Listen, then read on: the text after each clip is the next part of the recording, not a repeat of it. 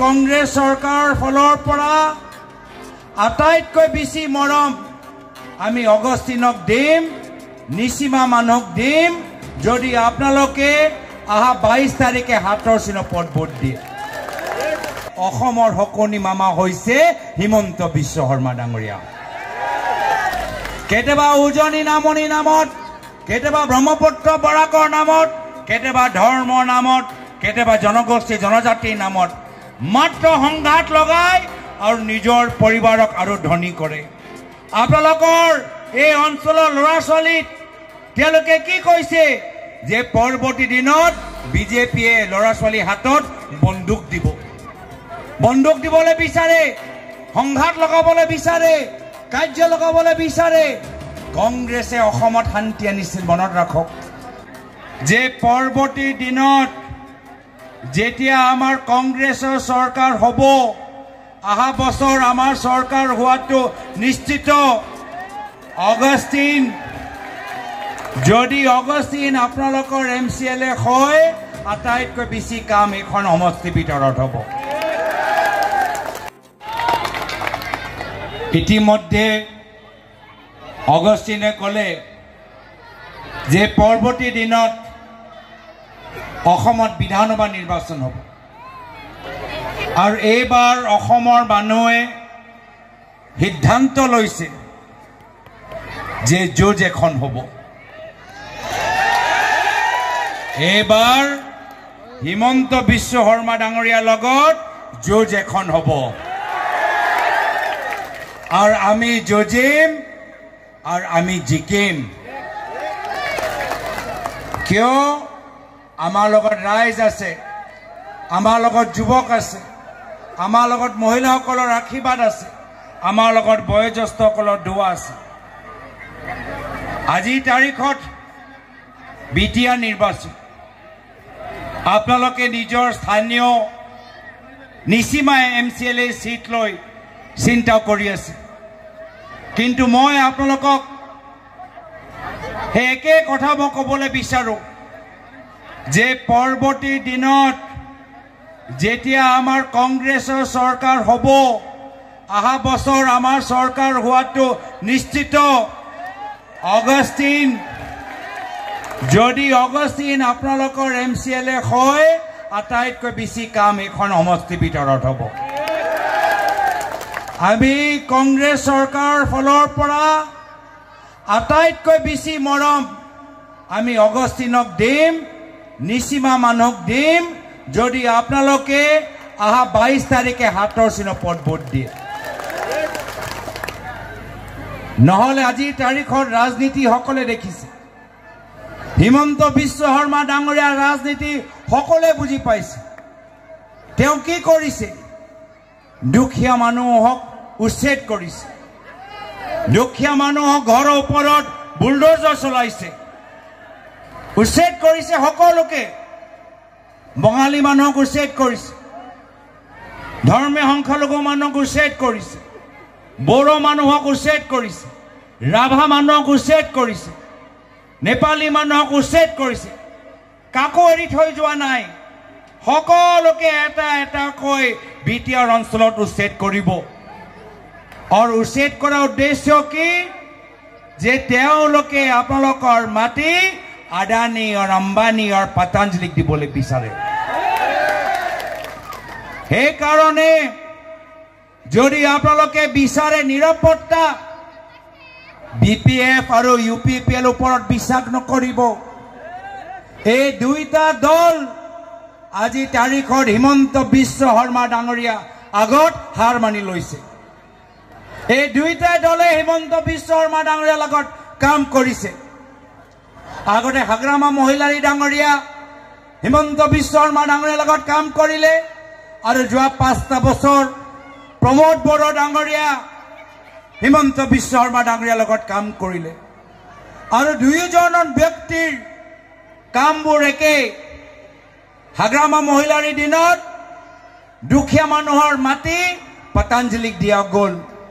আৰু প্ৰমোদ বড়ো ডাঙৰীয়াৰ দিনত দুখীয়া মানুহৰ মাটি আদানীক দিয়া হ'ল। সেইকাৰণে আপোনালোকৰ ভোট যথেষ্ট মূল্যবান যদি বিচাৰে নিৰাপত্তা বিপিএফ আৰু ইউপিপিএল দলটোক ভোট দি নিজৰ ভোট ব্যৰ্থ নকৰিব এই দুইটা দল হিমন্ত বিশ্ব শৰ্মা ডাঙৰীয়া সন্মুখত নিমাত হিমন্ত বিশ্ব শৰ্মা ডাঙৰীয়া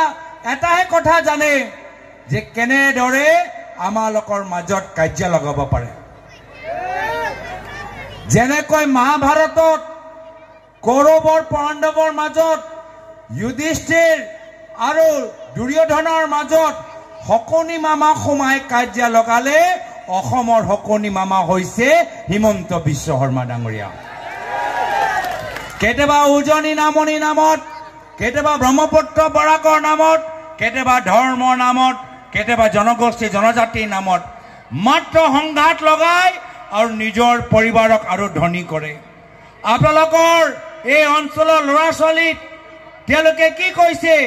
যে পৰৱৰ্তী দিনত বিজেপিয়ে ল'ৰা ছোৱালীৰ হাতত বন্দুক দিবলৈ বিচাৰে সংঘাত লগাবলৈ বিচাৰে কাৰ্য লগাবলৈ বিচাৰে কংগ্ৰেছে অসমত শান্তি আনিছিল মনত ৰাখক কংগ্ৰেছৰ যেতিয়া চৰকাৰ আছিল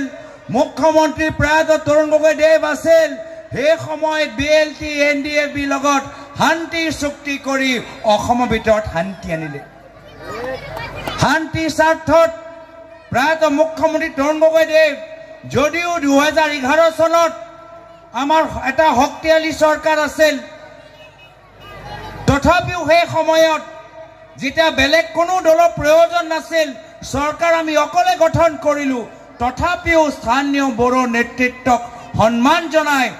দুইগৰাকী বড়ো নেতৃত্বক নিজৰ কেবিনেটৰ ভিতৰত মন্ত্ৰী দিলে দুইগৰাকীক নিজৰ মন্ত্ৰী সভাত মন্ত্ৰী পদ দিলে বিপিএফ দলৰ লগত তেওঁলোকে একেলগে চৰকাৰ গঠন কৰিলে কিয় কি তেওঁ স্থানীয় বড়ো নেতৃত্বক সন্মান দিবলৈ বিচাৰিছিল শান্তি স্বাৰ্থ কিন্তু আজিৰ তাৰিখত হিমন্ত বিশ্ব শৰ্মা ডাঙৰীয়া কেতিয়াবা হাগ্ৰামা মহিলাৰী ডাঙৰীয়াক ব্যৱহাৰ কৰিব আকৌ আঁতৰত ৰাখি দিব আকৌ প্ৰমোদ বড়ো ডাঙৰীয়াক ল'ব আকৌ তেওঁৰ ওপৰত বিভিন্ন হেঁচা দি তেওঁক আঁতৰাই ৰাখে আজি এনেকুৱা এটা অৱস্থা বিজেপি দলৰ ভিতৰত কাকো সন্মান নকৰে অলপ দিন আগতে প্ৰধানমন্ত্ৰী মোদী ডাঙৰীয়া আহিছিল তাত অসমৰ প্ৰাক্তন মুখ্যমন্ত্ৰী সৰ্বানন্দ সোণোৱাল ডাঙৰীয়া সেই মঞ্চত উপস্থিত আছিল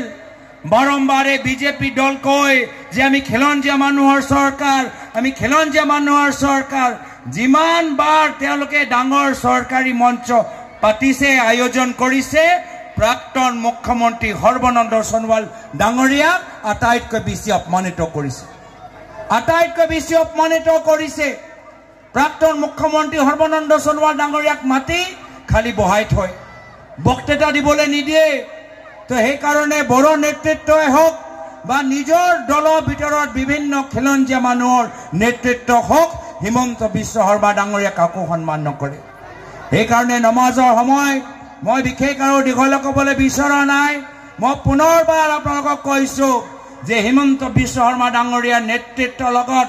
মাত্ৰ কংগ্ৰেছ দলেহে যুঁজিব পাৰিব আৰু মাত্ৰ কংগ্ৰেছ দল যুঁজি আছে আৰু মাত্ৰ কংগ্ৰেছ দল আগন্তুক দিনত জিকিব আমাৰ চৰকাৰ হোৱাটো নিশ্চিত আৰু আজি যিদৰে আমাৰ প্ৰাৰ্থী অগষ্টিন আৰু বিভিন্ন আমাৰ প্ৰদেশ কংগ্ৰেছৰ বিষয়াসকল জিলা কংগ্ৰেছসকল যিদৰে নিজে তেওঁলোকে এখন মিটিং আয়োজন কৰিবলৈ সক্ষম হ'ল এইটোৱে প্ৰমাণ আপোনালোকৰ মাজত তেখেতৰ জনপ্ৰিয়তা আৰু আপোনালোকে নিজে দেখিছে যে আজি 40টা সমষ্টিত আমি বিভিন্ন ঠাইত যাব পাৰিলোহেঁতেন বিভিন্ন সভাত যাব পাৰিলোহেঁতেন বিভিন্ন পাৰ্টি হৈ আমি নিৰ্বাচনী সভা চলাব পাৰিলোহেঁতেন কিন্তু মাত্ৰ অগষ্টিনে মোক ফোন কৰাৰ বাবে মই ইয়াত আপোনালোকৰ মাজত উপস্থিত হৈছোঁ মাত্ৰ অগষ্টিনৰ ফোন কৰাৰ বাবে আজি মই আপোনালোকৰ মাজত উপস্থিত হৈছোঁ সেইকাৰণে অহা 22 তাৰিখে নিজৰ ভোটটো ব্যৰ্থ নকৰিব মূল্যৱান ভোট হাতচিনপত ভোট দি আমাৰ কংগ্ৰেছ প্ৰাৰ্থী অগষ্টিনক জিকাব এইখিনিয়ে কথা কৈ মই নিজৰ চমু দুআষাৰ সামৰিছোঁ ধন্যবাদ জয় হিন্দ জয় আই অসম